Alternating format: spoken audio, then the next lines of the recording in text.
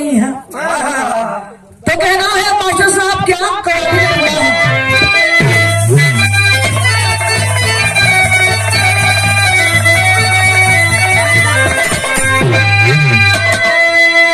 देखिए कोई पागल दीवाना आशिक, पागल दीवाना आशिक, हाँ यार तीनों वो गम में रंग लड़ा रहा था। तब तो बहुत बढ़िया काम कर रहा है। भारी गम मिला था बेचारे को, कितना भारी गम मिलल है कि खुद के संभालना पौला। ऐसा नहर रहे वो नहर में गिर गई। 4 दिन तक वो नहर में रह गई। सोचने वाली बात है कि वो नहर में 4 दिन तक भूखे रहा, लेकिन प्यासे ना रहा। कहां से कि जो में कुकुर जहां से देखे से सफा चढ़ चिकन चाकन ऐसे बढ़िया जगह ना मिली। ओकरा मुहे पे टांग उठा के कदम से ओकरा मुहे पे जा उजामे की हमके रम ही मिला था। ओकरा ऐसा ही 4 दिन का गुजारा भाई। लेकिन देखा ओकर संगी साथी हो खोज निकलना अपना के नहर से लेके गइलो नवाब हुआ कि जब टेंट पेंट कइला तो बोलता है कि यारो मुझे कुछ ख्याल आ गया, मुझे कहीं जाना है। जैसे कि है देखा इस नारी में डाल 4 दिन आज लेके ली जा नवेली धोली जा। अब कि कुछ ख्याल आवा था, लेकिन क्या कहता है मास्टर बाप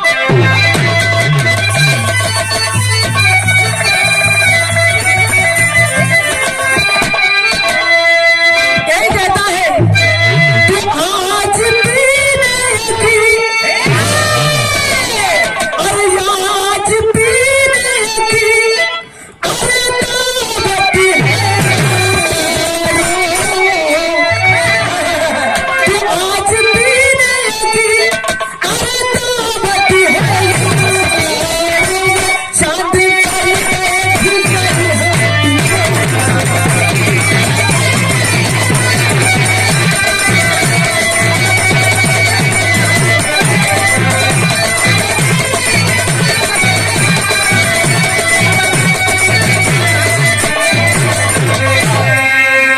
की दावत है यारों, साथ पर बैठ कर हम पिएंगे। लेकिन देखे भाव में कहना है भाव एकरो निम्न है। सजावट करत हुआ, लेकिन देवी देवता सभी यह कहा कि बाप रे बाप अगर ऐसे ही अयोध्या का अयोध्या नगरी का ऐसे ही श्रृंगार होत रही तो भाई जो स्वर्ग लोग हो मास्टर फीका हो जाए। कहना है क्या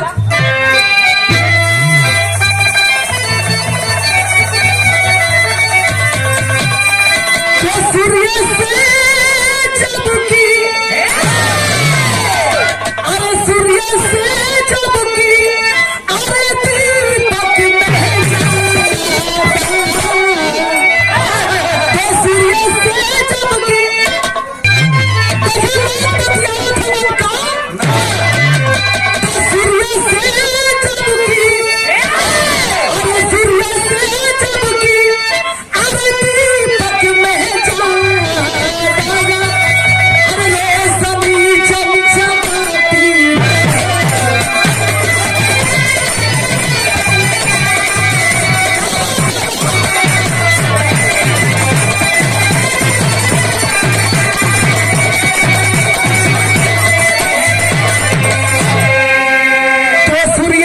जब की दीपक में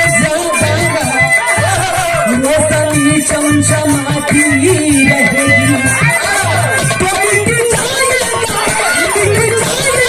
रोशनी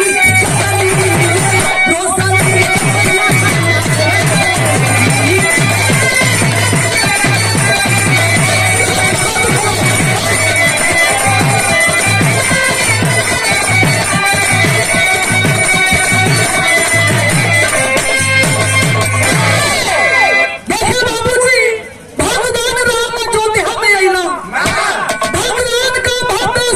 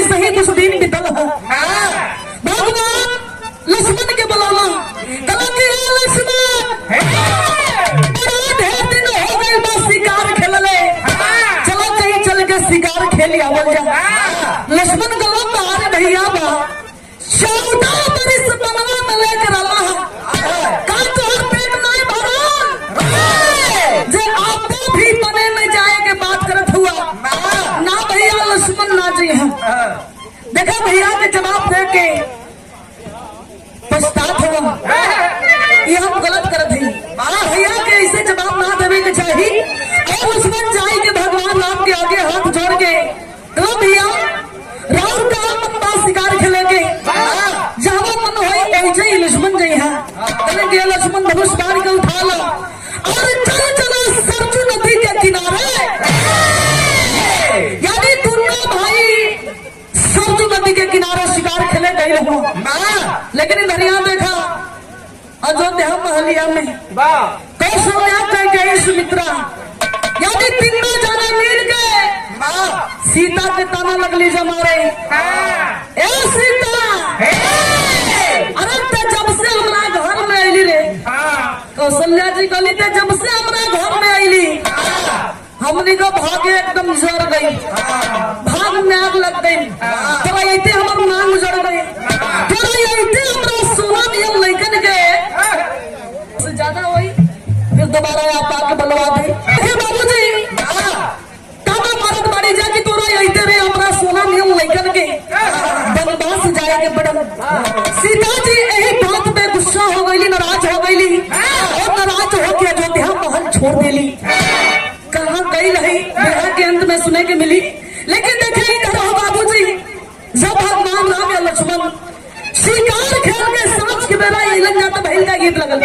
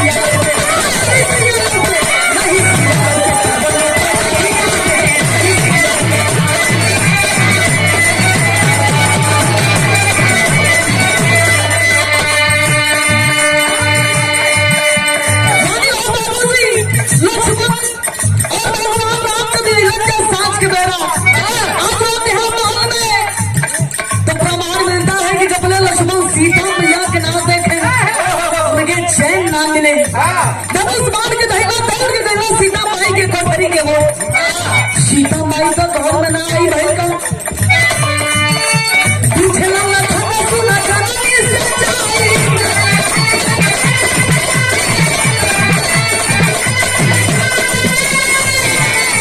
मामा मामू दास का कहां सीता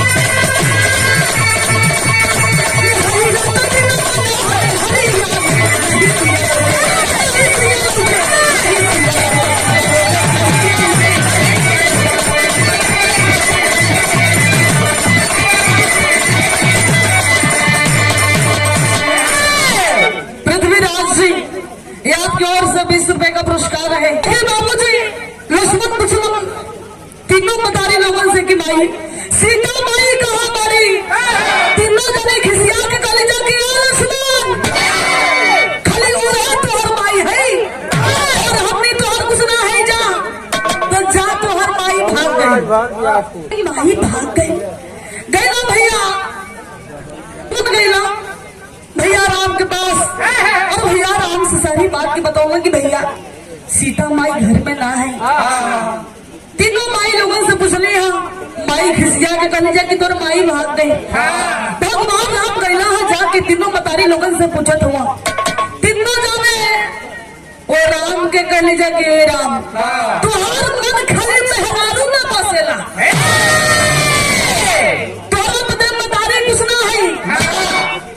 भगवान राम कलन घेरी बाप रे बाप इतना गुस्सा माता लोगन में यानी वो बाबूजी भगवान राम लक्ष्मण से कल के लक्ष्मण चला माई लोगन तो गुस्सा है जा लेकिन सीता के खोजल बड़ा ही जरूरी है।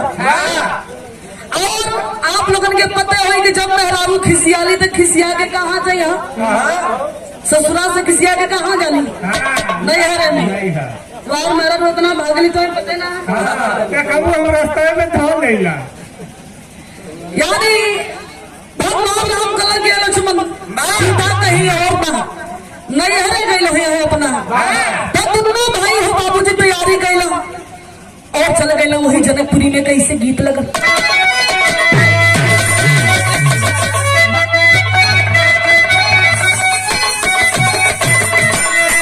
अरे जननी से पतिया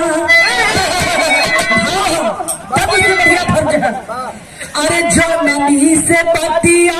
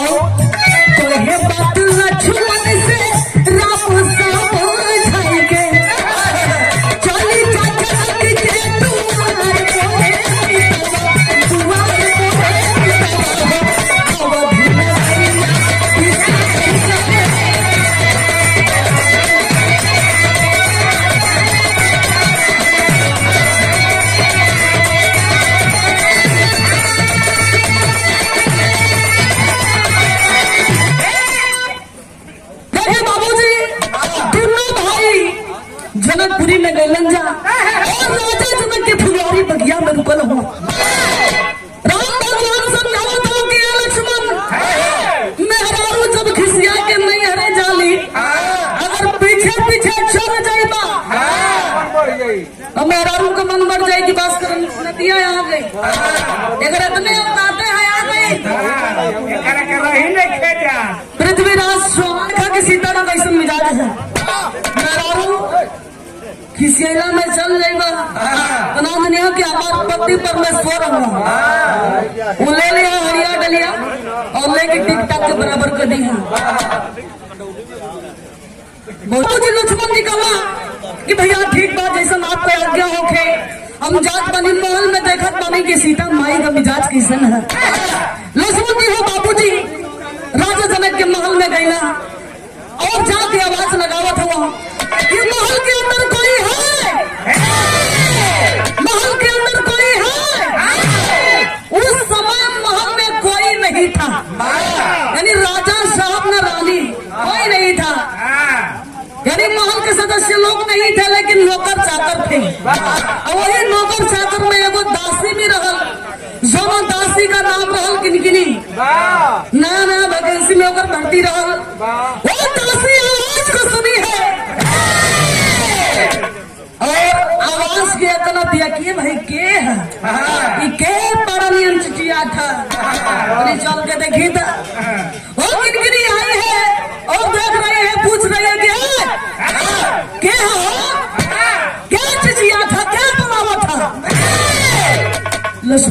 कि अरे ये कवनी है, ये पहचान तो ना है का हमके। लक्ष्मण जी सामने खड़ा हुआ, अब पूछ दिया के हो का काम है। लक्ष्मण कहा कि सुनो, क्या हमारी सीता माता यहाँ पे आई है? किनकिनी कला सीता माता, यानी सीता माता की खोजे बदे आई हो, लेकिन वाकई में गजब सुंदर माना। इतना लंबा चौड़ा गोल बदन, चेहरा छम छम चमका था, चाहे कुछ भी हो जाए, लेकिन आज मैं नहीं छोड़ूंगी, कांड करके रहूंगी। कांड करके अरे यार दासी कह रही है, ये पृथ्वीराज जी आप ओर से 10 रुपए का पुरस्कार है, वो किनकिनी ठाम नलस के आज कुछ भी हो जा, लेकिन इनका के हम ना छोड़ो, इनके अपन दुल्हा बनाए के रहा। लक्ष्मण जी कहा क्या सोच रही हो बताओ कि माता हमारी आई है, कहते कि सुनी रवा इतना दूर से आई नहीं, तनी अंदर चली। अब मन ने सपना सजावा दिया हो कि आज हम बढ़िया साड़ी पहना, इनसे ब्याह करब कैसे।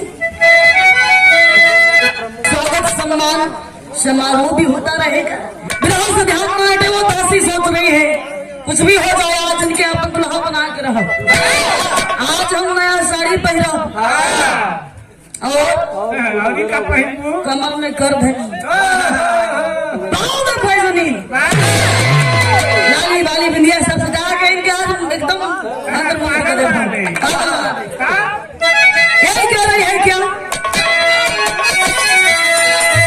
किसे जिया रचावे रची रची, अरे से जिया रचावे रची रची, आहई किनी किनी गुजरिया बखरिया मेरा, आधा बेटिया के पयरिया बखरिया मेरा। ये सुनत बा इनका पाँव दबाई, लेके आए अंदर से करुआ दे, लेके लागल मालिश करे, सिहराई रहबे कइला। रवा इतना दौड़ के आए नहीं, कहाँ खेदा खेदी कैली हम, आपके पाँव में इतना कांटा चुभल बा, निकालत दिया सलावत दिया, कपारे बदल धैला लेके लगल दबावे। आज जब दबावे लागल लक्ष्मण जी के नींद लगत बा। मास्टर साहब लेकिन देखो भाई का दासी भी जाती है कि तब सुतत हुआ जाए जल्दी से श्रृंगार करके आई, कि सोना हो सिंगारी कैली, अरे उगली अजरिया बखरिया मेरा, आंसू तबू सयासन से जरिया बखरिया मेरा। पहला एंट्री है तो ताल मत मिलावा, यानी वो बाबूजी वो दासी सहला रही है, सर दबा रही है। जब लक्ष्मण जी की नींद लगे लगल सुरहो श्रृंगार की आई, आगे आगे खड़ा हो गई। आज जैसे ही लक्ष्मण जी का पलक झपकल बा, सीता मैया का चेहरा सामने आई, खड़ा हो गई और दिखला सामने दासी के कमर के, अरे बाप रे बाप, दासी से एकदम महारानी बन गई बा। लोग ये दासी तुम मुझे भरमा रही हो, सत्य क्यों नहीं बताती हो कि मेरी सीता माता यहाँ है भी या नहीं है। कहत बा कि बाप रे बाप, तेरे रघुआ धीरज धरी, रघुआ के हम सब बताए, रघुआ बैठी अच्छा ही बताए रघुआ के हम नीक लागत है कि ना। बाप रे बाप, एकदम मने भावे ना, बुलोले पर आवे ना, तो करी है हम बा कला कि तू बढ़िया लगत हो, अति सुंदर नारी हो।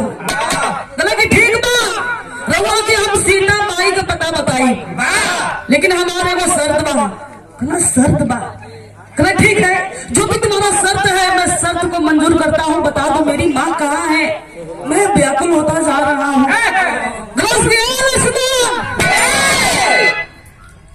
अच्छा सही सही बोलिए, हमसे ब्याह करवा कि ना।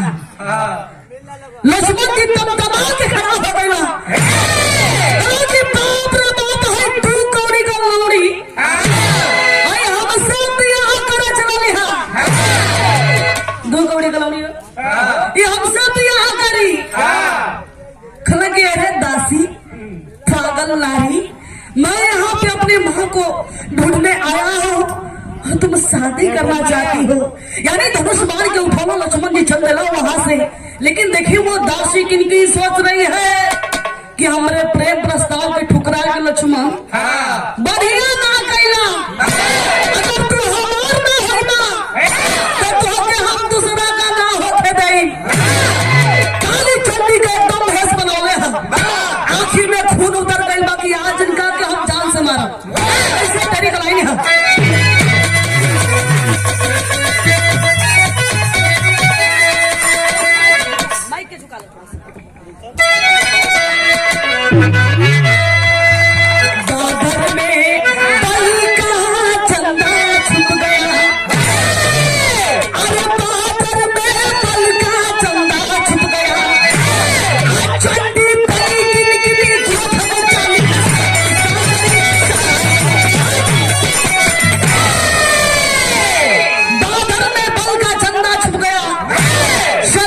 क्रोध में काल का ओ किनकिनी हाथ में तलवार उठाई है तलवार लेके पीछे पीछे जाए लगल कहा जयपा जहां मिलबो वही जमाना लक्ष्मण जी गइलन वही फुलवारी बगिया में भैया राम के सुतल देखला वही बगलिए में सुत गइला वो किनकिनी देखला कल की अरे आखिर इस समर को क्या हुआ ये तो घोर हुआ ये घोर हुआ लेकिन इस समर का क्या हुआ वो दासी जल्लाद को बुलाती है एक जल्लाद को बुला करके कह रही है कि चाहे केहू होके लेकिन इनका के आज तो हम मार के दम ले जल्लाद को समझा रही है क्या मास्टर साहब विदेशिया है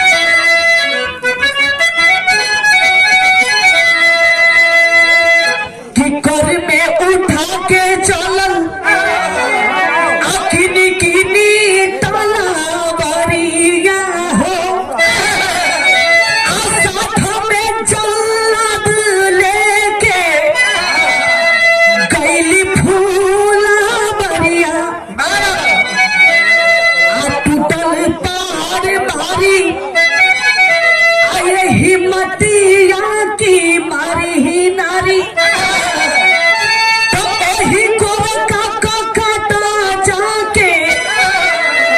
जल्दी से मामूरिया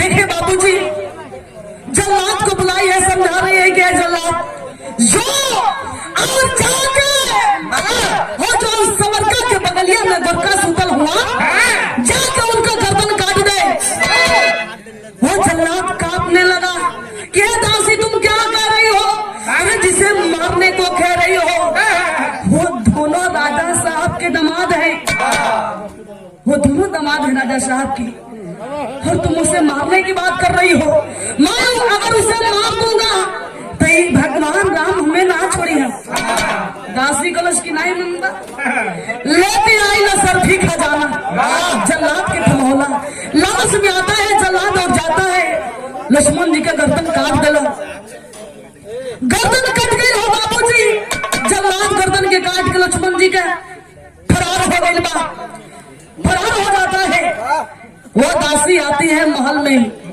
के हंसती है कि आज हमारे कलेजा की ठंड है मिल गई इनका काम खत्म हो गई और इधर बाबूजी जब भगवान राम का आंख खुला बगल में देखा कि लक्ष्मण सुतल हुआ लेकिन गर्दन तक कट लिया अरे बाप रे बाप 100 मुट्ठी का कलेजा एक मुट्ठी हो गई हो बाबूजी कहत हो का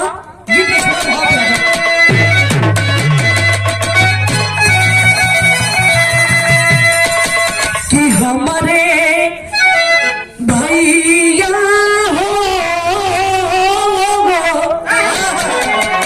कि हमारे भैया हो अरे डूबल सूरज भाई ले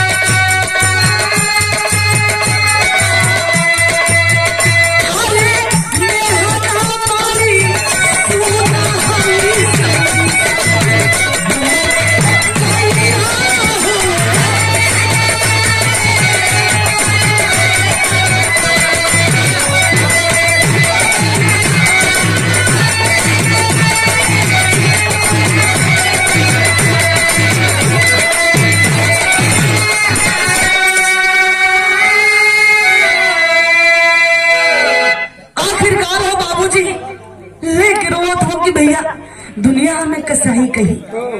लेकिन देखें इधर जौन महल में राजा जनक आ जाते हैं, और जब राजा जनक महल में आते हैं तो दासी कहते हैं कि राजा साहब क्या ओ राम आपका दामाद है? राजा साहब बोला कि अरे एक का हो गई, तो कैसे बोला दिया?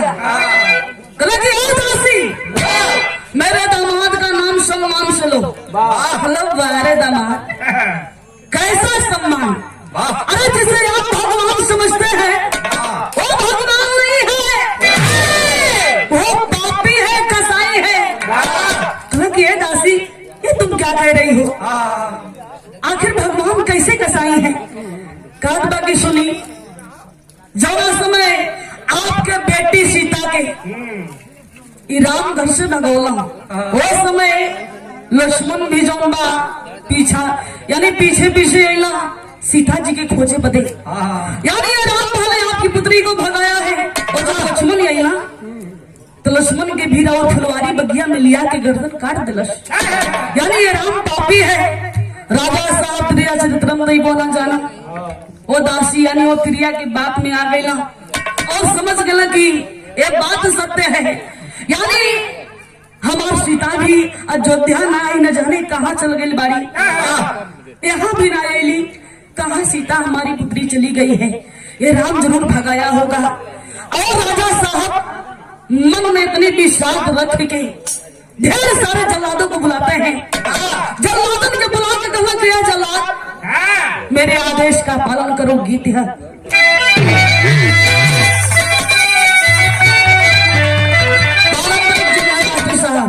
कैसे भैया सही कर भैया के सही है, चलिए। अरे लाली रंगा, अरे लाली रंगा ओढ़ी के चकरिया सासुरारी चली है।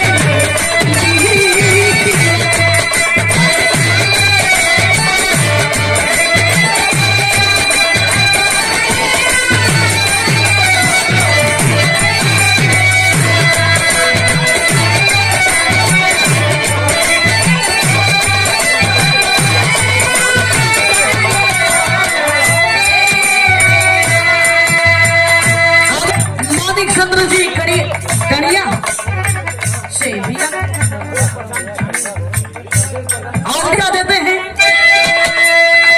अरे दिए आद सबूता, दिए आद सबूता भारी ओही घरिया पूरा चालिया बचे।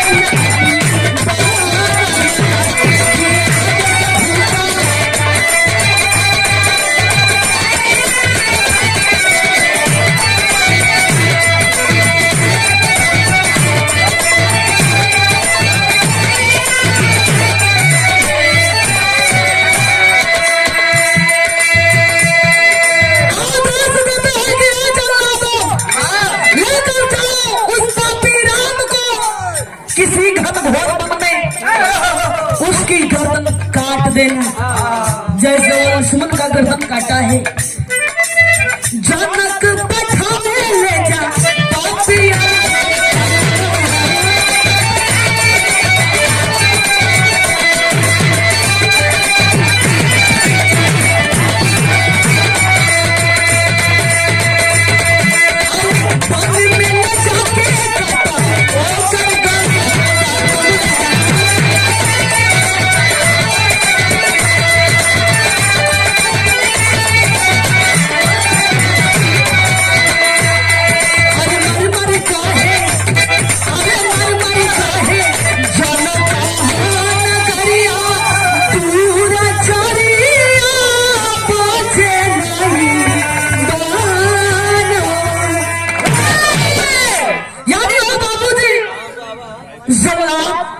भगवान राम के लेके गई ना घनघोर वन में। भगवान खुदे पागल बहन हुए अपना भाई के कटल गर्दन के लेके, लेकिन जल्लाद लेके गई ना वो घनघोर वन में, और ले जाके भाला कनासा तलवार गर्दन पर लगौले हम कि इस राम को मार देंगे, राम को आज मार देंगे।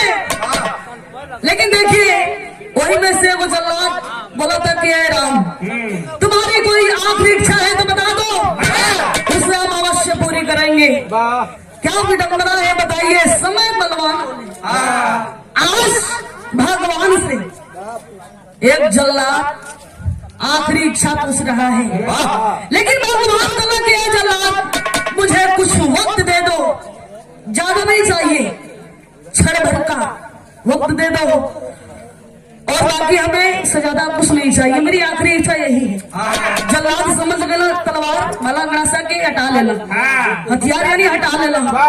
और उस समय को पा करके भगवान राम जाऊंगा याद करने होगा किकरा के मास्टर।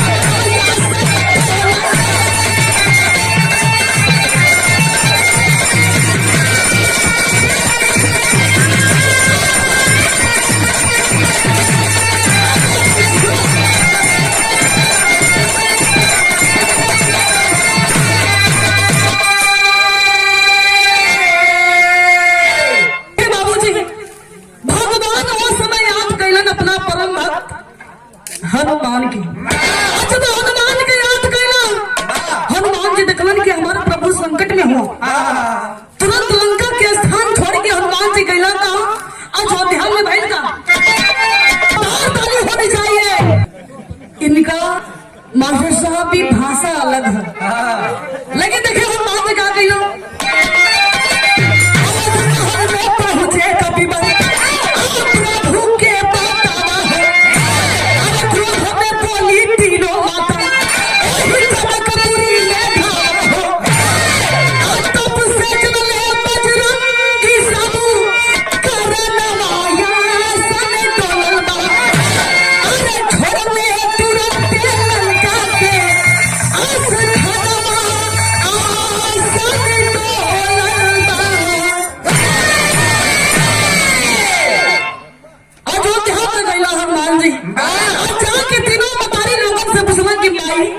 भगवान कहाँ हो, भगवान हमें याद कैला, दिन में जाने आंख लाल लाल देख के कलेजा किए हनुमान, हमनी का जाना था नहीं जा कि सीता तो आप माई लगेले, माई कहेला, हमनी कुछ ना है जा तो हर माई भाग गई, अब तो हर माई के पीछे पीछे तो हर बबुआ लोग चल गई। मैंने गुस्सा में है जा जंदे हुए गुस्सा में बोला पट कुछ बोलेला, जहाँ तो आप भगवान भी गए जब पीछे पीछे खोजा, वहीं पे तपस्या करते हैं, यानी तपोबल से हनुमान जी जान गया कि प्रभु कौन मुसीबत में हुआ, देख लो वही घनघोर वन में भगवान मुसीबत में हुआ, जल्लाद मारे बदे तैयार हो भगवान के, अरे बाप रे बाप, हनुमान जी क्रोध में लाल हो गए, आधी तूफान के गर्जना लेके जब वही बनवा में गई ना, जल्लादवा देखलो कि अरे बाप रे बाप, तनी सा समय का दले जा, ए राम के तनी सा हमनी समय का दले जा कि लगता कि प्रलय हो जाई, हाली हाली हथियार छोड़ के भाग गईला, जान बची तो ऐसा मर्डर करे के बहुत मिली, यानी हत्या करे के बहुत मिली।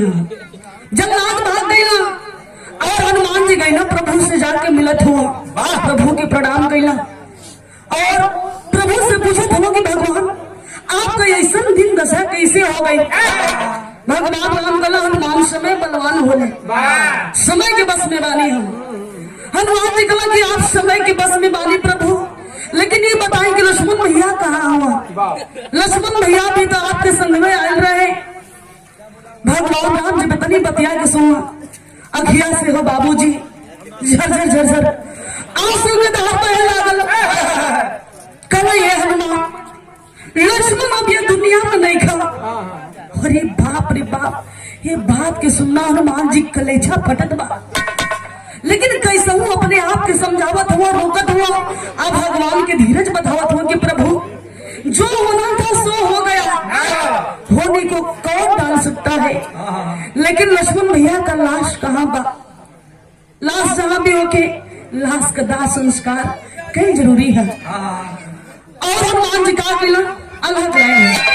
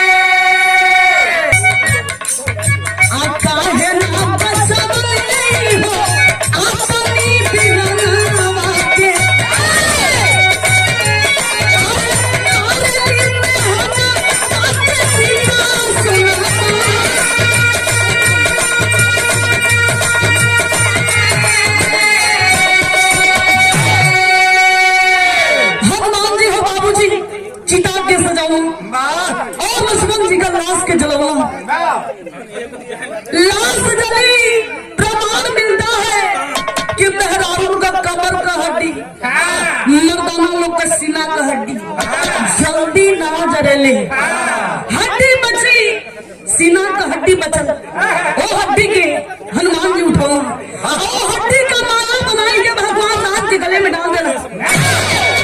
प्रभु होने को कोई नहीं डाल सकता, सो होना था सो हो गया। लेकिन अब बारी सीता माई के आवत बा कि सीता माई कहाँ बड़ी खोजे के और भगवान के जोन में कंधा पर बिठावा हनुमान जी चारों ओर एकदम आकाश पताल एकदम छान मरले हो। लेकिन कहीं सीता माई नजर नहीं आई, कहीं पता न चलल हो बाबूजी शांति शांति कहीं पता न चलल बा। भगवान राम को लग गया हनुमान अब तो आई सीता के खोजा हमरा बस का बात और वहीं पे उतर जाते हैं। और हनुमान जी कहना कि एक बार तनियौरी हम जाए पताल लोक में, एक बार और पताल लोक में जाए बस सीता माई का पता अब की बार लगा के आई। तो आप लोगों से इस सवाल हम बतौली है कि बिरहा में 4 को बहुत ही महत्वपूर्ण बात सुने के मिली। बिरहा अपनी सुनी ना जाए, बिरहा लोग सुने ला गवैया कैसन गौला, लेडीसवा कितना शुगर के गावत रहे, जनसवा कितना मोहबा के गावत रहे। खाली तो होती है खाना में का बनाए आप लोग घरे जाए भुला जाए, लेकिन ये यादगार चीजें हैं। आप पूजा निगम को भूल जाएंगे, विनोद यादव जी को भूल जाएंगे, लेकिन ये यादगार चीजें बनी रहेंगी।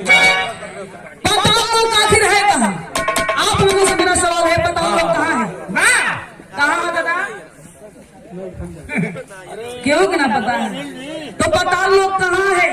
ये जो भूमंडल का सबसे निचला सतह है, जिसे हम अमेरिका कहते हैं, वही पाताल लोक है। लोग बतियावल हमने के जानते थे कि नीचे है। अरे पागल आदमी, नीचे पाताल लोक रही कई हजार फीट बोरिंग होत बा। कौन के खोपड़ी में जाके छेद करी रखने खून आ जाए। बोरिंगवे खून देने लगे। हाँ, यानी वो बाबूजी पाताल लोक वही है अमेरिका, जिसे हम आज अमेरिका कहते हैं। लेकिन देखें, वही पाताल लोक में जब गईला, बाबूजी वही पाताल लोक में गईला और देखते हैं कि एक सोने का मंदिर है, जिस मंदिर में मां जानकी बैठ करके भगवान शिव का आराधना कर रही थी। हनुमान जी गईला, सीता माता के देखना प्रणाम कईला, कहली कि अरे हनुमान तू एहो जया गईला, भाई तो के माने के पड़ी, पता लगा लेला। अच्छा बताओ, उससे बढ़िया है ना? हनुमान जी लगना रोवे, कहला कि माई कुछ बढ़िया ना है, का तो ना पता हो कि लक्ष्मण भैया ये दुनिया में ना हो। सीता जी सुनली लक्ष्मण दुनिया में ना हो, दुख भइल है। लेकिन देखा दिखावा क्या करत है कि हनुमान लक्ष्मण ये दुनिया में ना हो तब कहा भाई, अरे उनका भैया बड़का भैया उनको भगवान हो, तो अपने भाई के बचौला नहीं। खला ना भाई, शरीर जल गए, लाश जल गई बा, खली के अच्छा लाश भी जल गई, कुछ ना बचल, भगवान कुछ कही ना बोला। कल की माई ऐसे मत बोला, खली की बोला पर भगवान दुनिया का मालिक हुआ, अपने भाई के ना जिया बोला। अच्छा ठीक बात, दोनों बात ना ही बतावा कि लक्ष्मण के लाश से यानी संबंधित कोनो चीज है, कोनो सामग्री है, कि हाँ माई बाला हड्डी बा, काली जल्दी लेके आवा वो हड्डी के, वो हड्डी के लेके आईला सीता जी, वो हड्डी के हाथ में ले ली और वही जो बाबूजी ध्यान लगा के बैठ गई, खड़ी कलाई है।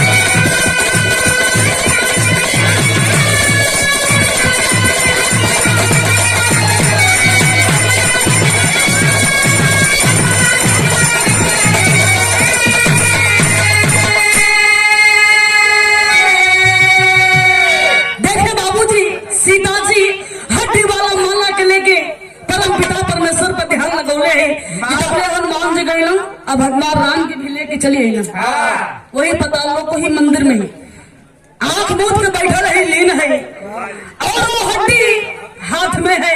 लेकिन देखे बाबूजी चमत्कार क्या होता है, आकाश मार्ग की ओर से चमचमाती हुई चिंगारी आती है, उस हड्डी से टकराती है, हड्डी नीचे जमीन पर गिर जाती है और लक्ष्मण जी यहाँ के आप रूप खड़ा हो गए।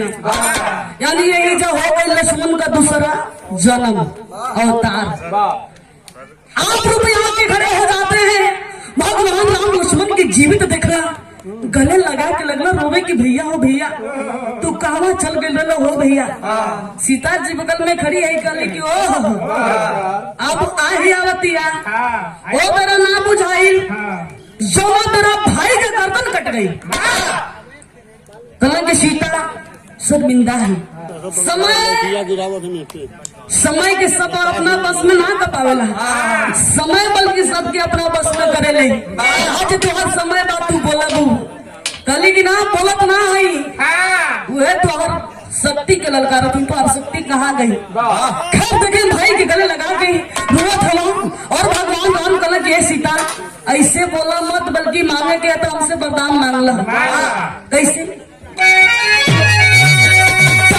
से सीता लक्ष्मण जी को चिल्लाई, गरबा लगा के रोवे राम रघुराई, सीता पहिला पीछे राम, अरे सीता पहिला पीछे राम, लिखाई ले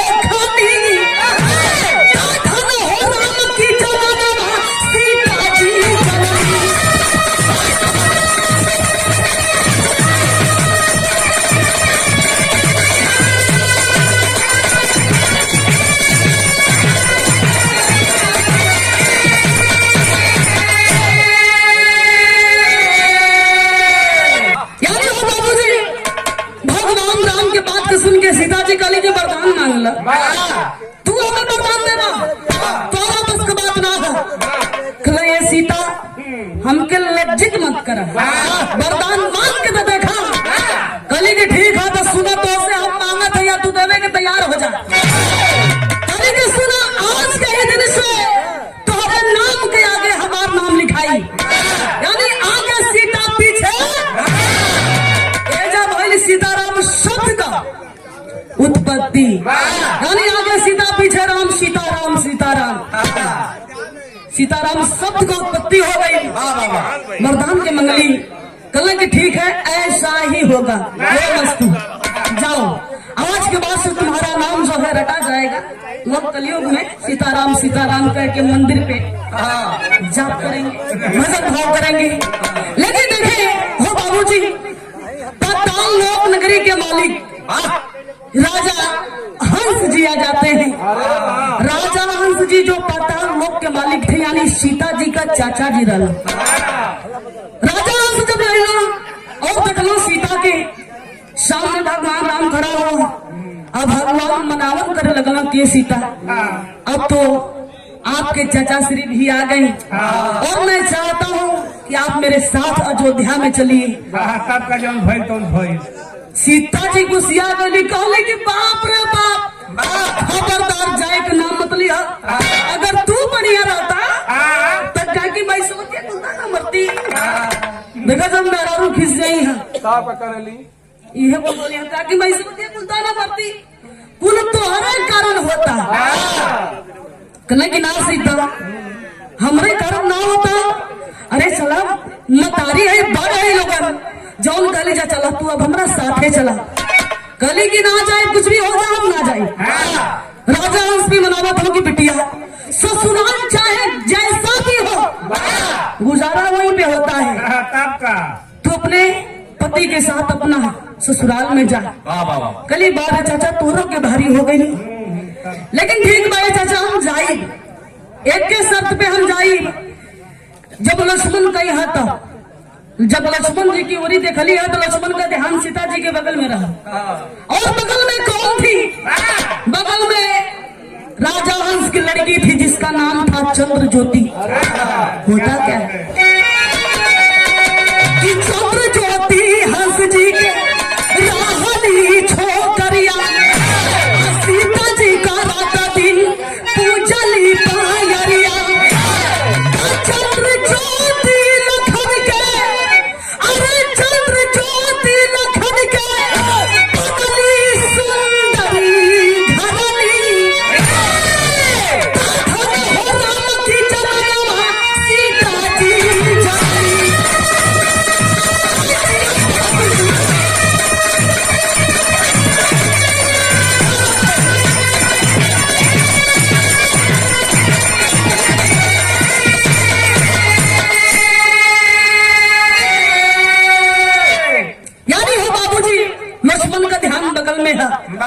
चंद्र ज्योति पर काली की चाचा अब हम जाए, पहले पैसा ले लो करी बात जई है। अच्छा अब हम जाए, लेकिन ये बहिनिया चंद्र ज्योति के भी लेके जाए।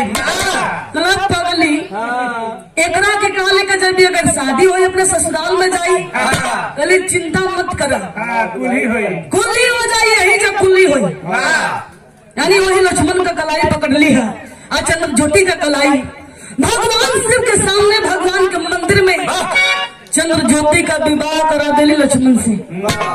कली क्लास सनोर भरे लाई ब्याह करा लेके चला करके शादी हो गई।